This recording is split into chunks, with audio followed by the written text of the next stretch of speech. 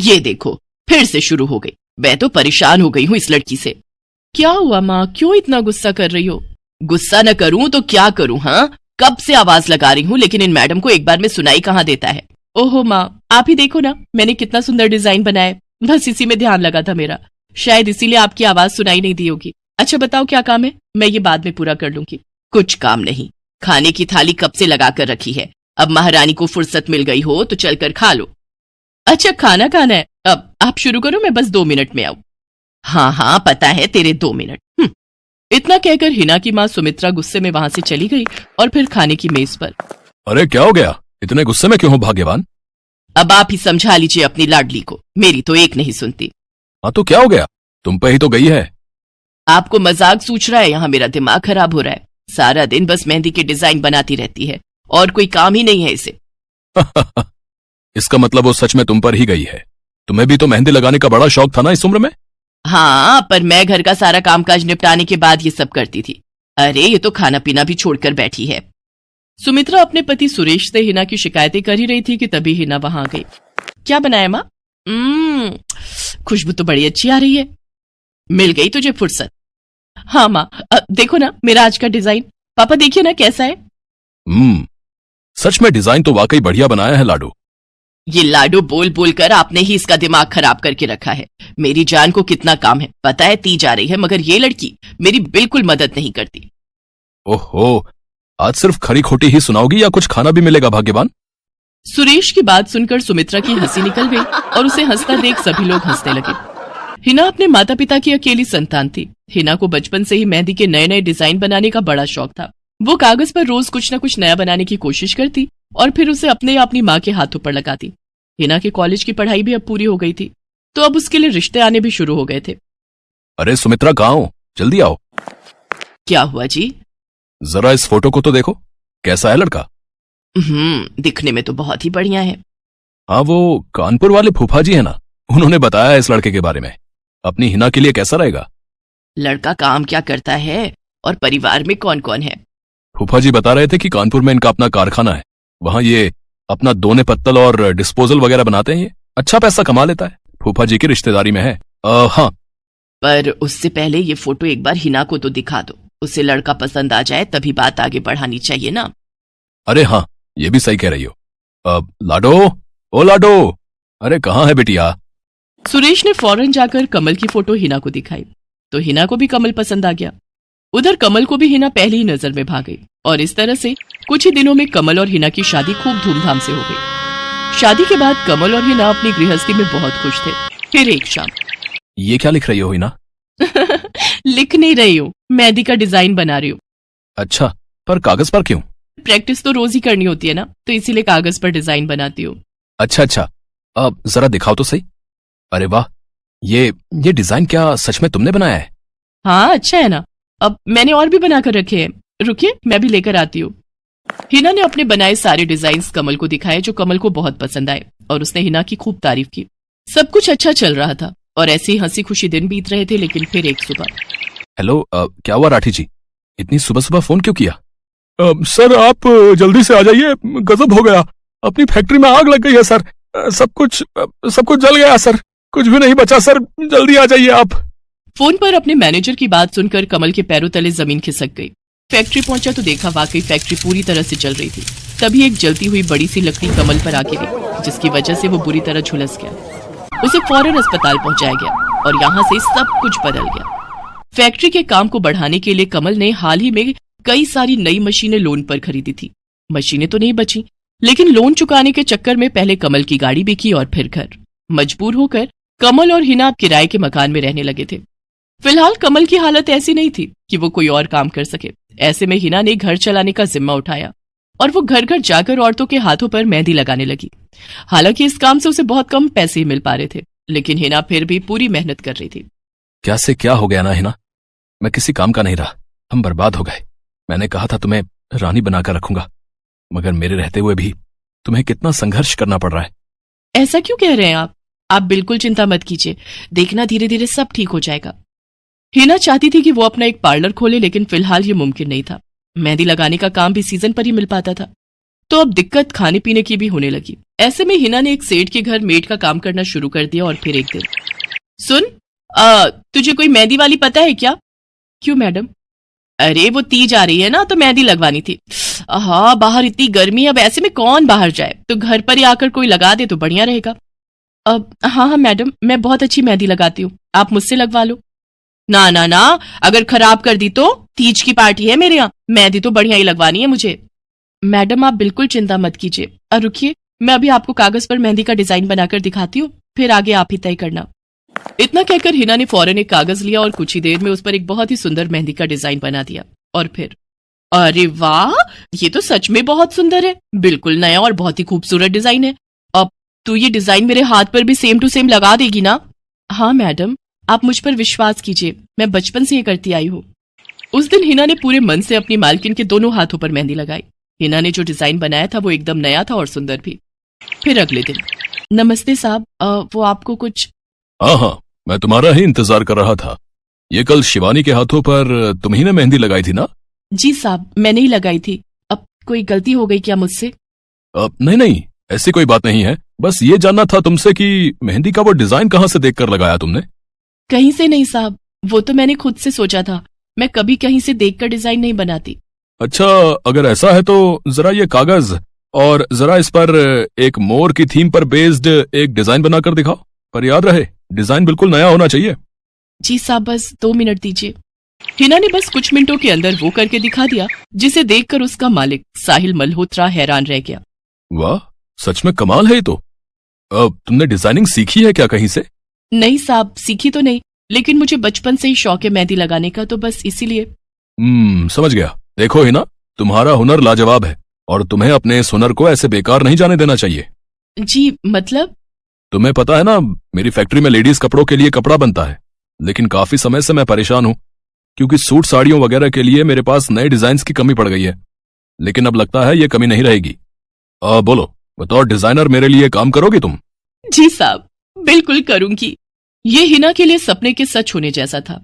अब वो काम वाली बाई से एक डिजाइनर बन गई। वो साहिल की फैक्ट्री में बनने वाले कपड़ों के लिए हर रोज नए नए डिजाइन बनाने लगी और इसके बाद साहिल के फैक्ट्री में बनने वाले कपड़े की डिमांड काफी बढ़ गई और इसके चलते हिना को भी उसके काम की बढ़िया सैलरी मिलने लगी।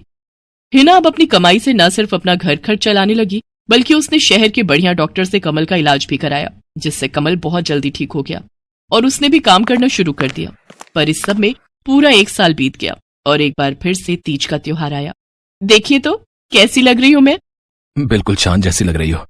हिना ने नई हरे रंग की साड़ी पहनी हुई थी जो उसने खुद डिजाइन की थी और वाकई वो उसमें बहुत ही सुंदर लग रही थी। हिना, तुम सच में बहुत बहादुर हो। मैं तो उस हादसे के बाद उठकर खड़ा ही नहीं हो पाता, लेकिन तुमने सब कुछ ठीक कर दिया। तीज का ये त्योहार ही इसलिए है जी, मैं आपको कभी कुछ नहीं होने दूंगी।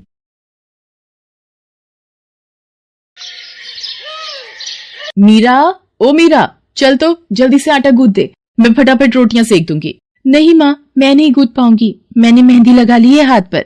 क्या? सुबह सुबह तू फिर मेहंदी लगाकर बैठ गई? बड़ी मक्कार है सच में, काम में मदद ना करनी पड़े इसलिए जब देखो मेहंदी लगाकर बैठ जाती है। चल जल्दी से हाथ धोकर आ मेरे पास, मुझे काम पर जाने के लिए देर हो रही है। माँ बस आज कर लो ना, देखो ना मैंने कितनी मेहनत से कितना सुंदर डिजाइन बनाया है। लेकिन जैसे ही उसकी नजर मीरा के हाथों पर पड़ती है, उसका गुस्सा पल भर में गायब हो जाता है। वो मीरा से कहती है, अरे वाह मीरा, तूने तो बड़ी सुंदर मेहंदी लगाई है। हाँ माँ, वो शांति दीदी ने मुझे एक किताब दी थी कल, उसमें बड़े सुंदर सुंदर डिजाइन बने हैं, बस उसी में से देखकर लगाई है मैंने। सुंदर है ना? हाँ बहुत सुंदर है। अरे लेकिन मुझे तो, ओफो, फिर लगा लिया ना तूने बातों में, पहले से ही देर हो रही है, ऊपर से तू भी मेहंदी लगाकर महारानी जैसे बैठ गई है। माँ तुम इतना परेशान क्यों होती हो? 1-2 घंटे में जब मेरी मेहंदी सूख जाएगी तो मैं घर के सारे काम कर दूंगी। मीरा की बात मानकर कावेरी काम पर चली जाती है। वो एक बड़ी सोसाइटी के घरों में काम करती थी और इसी काम से कावेरी और मीरा का गुजारा चलता था। कावेरी के पति की कई साल पहले एक सड़क हादसे में मौत हो गई थी। तब से कावेरी पर ही सारी जिम्मेदारी थी। मीरा भी घर के कामों में उसका पूरा हाथ बटाती थी। मीरा को मेहंदी लगाना बहुत पसंद था। उसने अपने घर के पीछे मेहंदी के कई सारे पौधे लगा रखे थे जिनका वो बहुत ख्याल रखती थी। वो अपने हाथों से मेहंदी के पत्तों को पीसकर अपने हाथों में लगाने के लिए तैयार करती थी। फिर एक दिन, मीरा हमें इस जगह पर थोड़ी मोड़ी खेती कर लेनी चाहिए, ये मेहंदी के पौधों से कुछ कमाई थोड़ी ही हो रही है, खेती कर लेंगे तो कुछ पैसे ही बन जाएंगे। नहीं माँ, मेरे मेहंदी के पौधों को हाथ भी मत लगाना। बाजार से मेहंदी खरीदने के तो पैसे हैं नहीं हमारे पास, अब इन्हें तो रहने दो। ये कहते हुए मीरा की आंखों में आंसू थे। कावेरी उसके सिर पर हाथ रखते हुए कहती है, मीरा मैं जानती हूँ तुझे मेहंदी लगाना बहुत अच्छा लगता है, लेकिन बेटा अपनी हालत तो तुझे पता ही है ना, मैं कितनी मुश्किल से। माँ सब समझती हूँ मैं, जाओ कर लो जो करना है। इतना कहकर मीरा रोते हुए वहाँ से चली जाती है। कावेरी को उसके लिए बुरा लग रहा था। वो मीरा की मेहंदी के पौधों को कुछ नहीं करती। ऐसे ही कई दिन गुजर जाते हैं। ज्यादा काम करने की वजह से कावेरी की तबीयत खराब रहने लगी। वो बहुत जल्दी जल्दी बीमार पड़ने लगी। तो मीरा ने उससे कहा, माँ तुम रहने दो, तुम्हें बुखार है, रात भर सोई नहीं हो, मैं चली जाती हूँ काम पर। नहीं मीरा तू कैसे, ना नहीं मैं ठीक हूँ, मैं जाती हूँ। कावेरी जैसे ही उठकर चलने की कोशिश करती है, अचानक उसे चक्कर आ जाता है। मीरा उसे सहारा देकर बिस्तर पर लिटा देती है और उससे कहती है, बस माँ अब तुम आराम करोगी और काम पर अब से मैं जाऊंगी। कावेरी घर पर रहकर आराम तो कर रही थी, लेकिन वास्तव में उसे अच्छे इलाज की भी जरूरत थी, जिसके लिए पैसे थे नहीं। दूसरी तरफ अब हर रोज मीरा काम पर जाती और लौटकर घर के भी सारे काम उसे ही करने पड़ते थे। इस सब में उसे मेहंदी लगाने का बिल्कुल भी वक्त नहीं मिल पाता था। मीरा कितने दिन हो गए तूने मेहंदी नहीं लगाई? हाँ माँ बस मन नहीं कर रहा। अच्छा मेहंदी लगाने का तेरा मन नहीं? मैं सब जानती हूँ। मैंने बिस्तर पकड़ लिया है और मेरी फूल सी बच्ची पर सारे काम पड़ गए हैं। अब बस बहुत हो गया आराम। मीरा जा तू जाकर मेहंदी लगा ले, आज मैं जाऊंगी काम पर। नहीं माँ तुम कहीं नहीं जाओगी, मैं कर लूंगी सब। और मैं सच बोल रही हूँ, मैं बड़ी हो गई हूँ, ये मेहंदी वेहंदी का मुझे शौक नहीं। इतना कहकर मीरा काम पर जाने के लिए घर से निकल जाती है। कावेरी की आंखों में आंसू आ जाते हैं। मीरा सोसाइटी के कई घरों में काम करती थी। उन्हीं में से एक घर आरती का भी था। उसके घर पर तीज का त्योहार बड़े धूमधाम से मनाया जाता था। तीज की तैयारियों में मीरा भी मदद कर रही थी। इसी बीच, अरे ऐसे कैसे, मैंने सारे रिश्तेदारों को बुला लिया है, मेरी सारी फ्रेंड्स भी आने वाली हैं, मैं क्या कहूंगी उन्हें। फोन पर काफी देर बहस करने के बाद आरती फोन रख देती है। उन्हें उदास देखकर मीरा उससे पूछती है, क्या हुआ मैडम जी, आप कुछ परेशान लग रहे हो? हाँ मीरा बड़ी मुसीबत हो गई। कल तीज का फंक्शन है, मैंने सबको मेहंदी लगवाने के लिए यहीं बुला लिया है और आखिरी मौके पर ये पार्लर वाली धोखा दे गई। कह रही है कल नहीं आ पाएगी। अब क्या होगा, इतनी जल्दी कौन तैयार होगा सबको मेहंदी लगाने के लिए। मैडम जी वैसे मैं भी ठीक ठाक मेहंदी लगा लेती हूँ। अरे हाँ, कावेरी ने मुझे बताया तो था एक बार कि तुझे मेहंदी लगाने का बहुत शौक है। वैसे मुझे तो कोई परेशानी नहीं है, तू देख ले बेटा, बहुत सारे हाथ लगाने होंगे और मेहंदी बढ़िया लगनी चाहिए सबके। आप बिल्कुल चिंता मत करिए मैडम जी, मैं सब अच्छे से करूँगी। बहुत दिनों बाद मीरा के चेहरे पर खुशी थी। उसने घर पहुंचते ही मेहंदी के खूब सारे पत्ते तोड़कर पत्थर पर पीसना शुरू कर दिया। ये देखकर कावेरी ने मीरा से कहा, अरे मीरा शाम हो गई है, अब मेहंदी मत लगा, मौसम भी ठंडा है बेटा।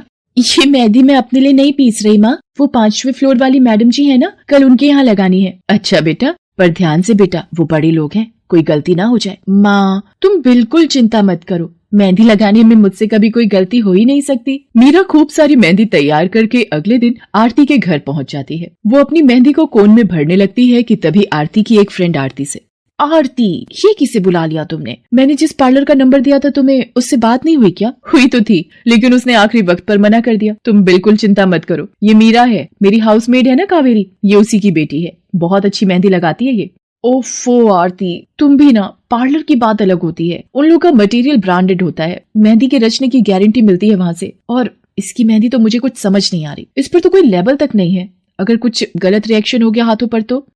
आप बिल्कुल चिंता मत कीजिए मैडम जी, ये मेहंदी मैंने खुद पीस कर तैयार की है। मेरे पास बहुत सारे मेहंदी के पौधे हैं, इसमें कुछ भी ऐसा नहीं है जो आपके हाथों को नुकसान दे। ना भाई ना, सॉरी आरती, बट मैं अपने हाथों को लेकर कोई रिस्क नहीं ले सकती। तुम सब लगवाओ, मैं तो पार्लर जाकर ही लगवाऊंगी। इतना कहकर आरती की दोस्त शालिनी वहाँ से चली जाती है। आरती मीरा को इशारा देकर काम शुरू करने को कहती है। अरे वाह, मानना पड़ेगा, इस बच्ची ने कमाल की मेहंदी लगाई है। मुझे तो नहीं लगता कि इस मेहंदी का वैसा रंग आएगा जैसा पार्लर वाली मेहंदी का आता है। अब बस भी करो शालिनी, मेहंदी कैसी रचेगी ये कल तक पता चल ही जाएगा ना। बच्ची है वो, उसे इस तरह डराओ तो मत। अरे मुझे क्या, मेरे हाथ कौन सा खराब होने वाले हैं, तुम ही लोग लगवाओ और तुम ही भुगतना। शालिनी गुस्से में वहाँ से चली जाती है। उसे पूरा यकीन था कि मीरा की मेहंदी रचेगी नहीं, साथ ही हाथों पर उसका गलत रिएक्शन भी हो सकता है, लेकिन जो हुआ वो इससे बिल्कुल अलग था। अगले दिन मीरा के घर पर, अरे मैडम जी आप यहाँ, आपने तो आज काम पर आने के लिए मना किया था ना, मैं इसीलिए नहीं आई। हाँ हाँ, कल तुम कितना थक गई थी, इसीलिए मैंने आने को मना किया। मैं यहाँ तुम्हें काम पर बुलाने नहीं बल्कि किसी और काम से आई हूँ, अंदर नहीं बुलाओगी? अरे माफ कीजिएगा का मैडम जी, आइए अंदर आइए। आरती को देखकर कावेरी भी बिस्तर से उठकर खड़ी हो जाती है। आरती के साथ उसकी दोस्त शालिनी भी थी। मीरा उन दोनों को पानी देते हुए कहती है, ये लीजिए मैडम जी, मेहंदी तो ठीक से रची ना मैडम जी? ये तुम्हें मैं नहीं शालिनी बताएगी। फिर शालिनी अपने हाथ मीरा की तरफ बढ़ा देती है। उसके हाथों पर कई जगह छाले पड़े हुए थे। ये देखकर मीरा उससे कहती है, अरे ये क्या हुआ मैडम जी? मैंने तुमसे मेहंदी नहीं लगवाई, उल्टा तुम्हारा अपमान करती रही। उसी की सजा मिली है मुझे। मैंने सबसे महंगे वाले पार्लर में जाकर मेहंदी लगवाई। मैंने उनसे जोर देकर कहा कि मेहंदी का रंग बहुत बढ़िया आना चाहिए। इस चक्कर में उन्होंने पता नहीं क्या क्या मिला दिया मेहंदी में, और मेरे हाथों का ये हाल हो गया। और दूसरी तरफ तुम्हारी मेहंदी, जिसने भी लगवाई उसके हाथों की रंगत ही अलग है। देखो आरती के हाथ देखो जरा। आरती ने अपने हाथ आगे बढ़ा दिए, जिन पर मीरा के हाथों से लगी मेहंदी का बहुत ही अच्छा रंग चढ़ा था। फिर आरती कावेरी के पास जाकर उससे बोली, बस कावेरी, ये झाड़ू पोछा और बर्तन बहुत करवा लिए तुमने मीरा से। ये अब वो करेगी जो इसे करना चाहिए। जी क्या मतलब मैडम जी? ये अब मेहंदी लगाएगी सबके हाथों पर। हमारी एक दोस्त का अपना ब्यूटी पार्लर है, उसे मीरा का काम और उसकी मेहंदी की क्वालिटी बहुत अच्छी लगी। वो मीरा को अपने यहाँ काम देना चाहती है। अच्छे पैसे भी देगी वो मीरा को, और तो और वहाँ रहकर मीरा पार्लर के दूसरे काम भी सीख पाएगी। आरती की बात सुनकर कावेरी की आंखों में आंसू आ जाते हैं। वो हाथ जोड़कर आरती का शुक्रिया अदा करती है। मीरा भी बहुत खुश थी। अब न सिर्फ वो अपना मेहंदी लगाने का शौक पूरा कर सकती थी, बल्कि अच्छे पैसे कमाकर अपनी माँ का इलाज भी करवा सकती थी। एक समय की बात है, केशवपुर नामक गांव में सरला नाम की एक बूढ़ी विधवा औरत अपने बेटा बहू के साथ रहती थी। सरला की बहू जया स्वभाव से बहुत बुरी थी। वो रोजाना सरला से बात बात पर लड़ती रहती थी। सरला का पति किशन शहर में मजदूरी करता था, इसलिए वो कभी कभी ही गांव आ पाता था। किशन शहर से घर खर्चे के लिए पैसे भेजता तो 2 लिफाफे भेजता, एक अपनी माँ के नाम और एक अपनी पत्नी के नाम। पर जया सरला के पैसे भी अपने पास ही रख लेती थी। ऐसे ही एक दिन, ये सरला देवी और जया जी के नाम के मनी ऑर्डर हैं। लाओ लाओ भैया, जल्दी से मुझे दे दो। ये सरला देवी के हस्ताक्षर करके ही उन्हें मिलेगा। माँ जी आराम कर रही हैं, लाओ मैं अंगूठा लगवा कर लाती हूँ। ए बुढ़िया, जल्दी से इस कागज पर अंगूठा लगा दे। भैया मनी ऑर्डर मुझे दे दो। जया सारे पैसे अपने पास रख लेती है और अपने और बेटे बिट्टू के लिए खाने पीने की चीजें खरीद लाती है। माँ बहुत भूख लगी है। ये देख मैं तेरे लिए कितने सारे पकवान लाई हूँ, पूड़ी, छोले, समोसे, कचौड़ी। चल हम दोनों मिलकर खाते हैं, मजा आ जाएगा। जया बहू, बहुत भूख लगी है, सुबह से कुछ भी नहीं खाया है। अगर थोड़ा सा कुछ खाने को मिल जाता तो। पता नहीं इस बुढ़िया को कितनी भूख लगती है, जब देखो हम माँ बेटे के खाने पर नजर लगाती रहती है। ये ले पकड़, आधी कचौड़ी दे रही हूँ, अब रात तक कुछ खाने को नहीं मिलेगा। और तुझे तो मैंने बोला था कि कपड़े धो देना, तेरे से अभी तक कपड़े नहीं धुले। ये कचौड़ी खाकर चुपचाप सारे कपड़े धो देना, नहीं तो मुझसे बुरा कोई नहीं होगा। बेचारी सरला कचौड़ी का एक टुकड़ा खाकर भला क्या पेट भरती। वो फिर से दोबारा काम पर लग जाती है। एक दिन किशन शहर से वापस आने वाला था। जया को पता था कि जब किशन सरला से पूछेगा कि वो उसे पैसे बराबर भेजता है तो उसे मिलते हैं या नहीं। ये बात सोचकर जया थोड़ा घबरा जाती है और वो सरला से कहती है, ओ बुढ़िया, अगर तूने अपने बेटे से कहा कि तुझे उसके भेजे हुए पैसे नहीं मिलते तो मुझसे बुरा कोई नहीं होगा। वो तो एक दिन रहकर चले जाएंगे, उसके बाद जो मैं तेरा हाल करूंगी ना, फिर तू देखती रह जाएगी। इसलिए अपने बेटे के सामने दुखड़े रोने की कोशिश मत करना। नहीं बहू, मैं किशन को कुछ नहीं कहूंगी। माँ, मैंने तुम्हें पैसे भेजे थे, वो तुम्हें मिल गए थे ना? अरे आप बिना कैसी बातें करते हो, माँ जी को मैं बराबर से पैसे देती रहती हूँ। माँ जी ये लो गरम गरम पनीर के पकौड़े, आप भी खाओ। किशन 2 दिन रहकर शहर वापस चला जाता है। जया फिर से अपने रूप में आ जाती है। दिन भर सरला काम करके एक दिन चक्की से आटा पिसवा कर लौट रही थी कि अचानक उसे चक्कर आ जाते हैं। रिक्शा में जाती एक लड़की देख लेती है। भैया इन्हें उठाने में मेरी मदद करो, बेचारी पता नहीं कौन है। सुमन, ये तेरे साथ कौन है? ये रास्ते में बेहोश हो गई थी, मैं इन्हें घर ले आई, लगता है इन्हें होश आ गया है। अब कैसा लग रहा है आपको? मैं ठीक हूँ बेटी, तुम्हारा बहुत बहुत शुक्रिया बेटी। माँ जी, आप इतनी भारी आटे की बोरी अकेले ही उठा कर ले जा रही थी, आपके बच्चे या कोई? सरला की आंखों में आंसू आ जाते हैं, वो रो पड़ती है। माँ जी कोई परेशानी है तो आप हमसे कह सकते हो, मुझे लग रहा है आप बहुत परेशानी में हो। क्या करूं बेटी, मैं इस जीवन से हार गई हूँ। सरला के दुख का घड़ा फूट जाता है और वो सारा दुख सुमन और बाकी लड़कियों को बताती है। अब इस संसार में जीने की कोई इच्छा नहीं है मेरी। माँ जी ऐसा मत सोचिए, आप जीवन से यूं निराश मत होइए। अब आप अपनी बहू के पास वापस मत जाना, आप यहाँ हमारे साथ रहो। बेटी तुम बहुत अच्छी हो, भगवान तुम्हारा भला करे। तुम लोग यहाँ गांव में रहती हो क्या? जी माँ जी, हम मेहंदी वाली हैं। हम लोग मेहंदी लगाने का काम करती हैं और आसपास के गांव और शहरों में मेहंदी लगाने जाती हैं। क्या मैं भी ये काम सीख सकती हूँ? क्यों नहीं, बिल्कुल। और ये तो बहुत अच्छी बात है, हमारे ग्रुप में आप भी जुड़ जाओगे। मैं आपको मेहंदी लगाना सिखाऊंगी। सरला अब उन लड़कियों के साथ ही रहने लगी और कुछ ही समय में वो बहुत अच्छी मेहंदी लगाना सीख गई। उधर जया सरला के कुछ दिन तक वापस न आने से घबरा जाती है। ये बुढ़िया इतने दिनों से कहाँ गायब है, मुझे तो कोई खोज खबर नहीं है। बिट्टू के बापू ने हम सबको अचानक शहर बुलाया है, वहां जाकर अब यही बोलना पड़ेगा कि बुढ़िया की तबीयत खराब थी इसलिए नहीं ला सकी। जया बिट्टू को लेकर किशन के पास शहर पहुंचती है। क्या हुआ जया, माँ तुम्हारे साथ नहीं आई? वो माँ जी की तबीयत कुछ ठीक नहीं थी, इसलिए मैंने उन्हें बोला कि वो गांव में ही रहें। बेकार में सफर करती तो उनकी तबीयत और खराब हो जाती। पर तुमने मुझे अचानक क्यों शहर क्यों बुला लिया? अरे वो हमारे सेठ जी की लड़की की शादी है, इसलिए उन्होंने बोला कि कोई ऊपर के कामों के लिए मिल जाए। मैंने सोचा तुम्हें बुला लेता हूँ, और माँ भी थोड़े दिन के लिए मेरे पास रह लेगी। चलो कोई नहीं, मैं तुम्हें मालकिन से मिलवा देता हूँ। देखो किशन, शाम को मेहंदी का समारोह है तो काम अच्छे से निपटाने हैं। जितने भी मेहमान आएंगे उनके स्वागत में कोई कमी ना होने पाए। आप चिंता मत करो मालकिन, सब हो जाएगा। ये मेरी पत्नी है, मैंने इसे गांव से बुला लिया है, ये सब संभाल लेगी। जया मेहंदी समारोह की तैयारियों में काम करवाने लगती है। सब मेहमान आने लगते हैं। रिचा, मेहंदी वाली अभी तक नहीं आई, कितने बजे का टाइम दिया था? मम्मी मेरी उनसे बात हो गई है, बस कुछ ही देर में आती होंगी। लो वो आ गई। माँ जी ये यहाँ कैसे? मेहंदी वाली लड़कियों के साथ? माँ यहाँ? जया तुम तो कह रही थी कि माँ बीमार है और गांव में है, पर माँ मेहंदी वाली लड़कियों के साथ क्या कर रही है? मुझे कुछ समझ नहीं आ रहा। मैं माँ के पास जा रहा हूँ। माँ तुम यहाँ इन सबके साथ? किशन बेटा आप मेरे साथ इधर आइए, मैं आपको सब बताती हूँ।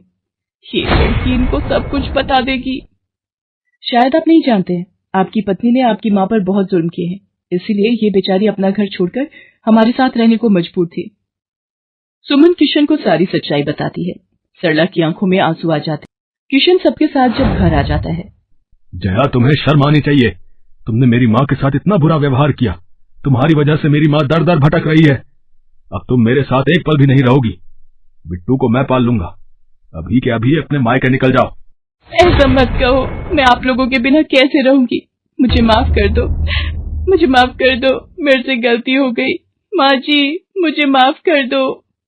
किशन बेटा, मैं किसी से भी नाराज नहीं हूँ। जया बहू को माफ कर दे, गलती इंसान से ही होती है बेटा। मैंने जया बहू को माफ कर दिया। किशन जी आप चिंता मत कीजिए, आपकी माँ जी अब हमारे साथ ही काम करेंगी। उस दिन के बाद जया ने अपना व्यवहार बदल लिया। सरला ने मेहंदी लगाना नहीं छोड़ा, वो अपनी मेहंदी लगाने के काम को करती रही। जया को अपनी गलती का एहसास हो गया था, अब वो भी सरला की बहुत देखभाल करती थी।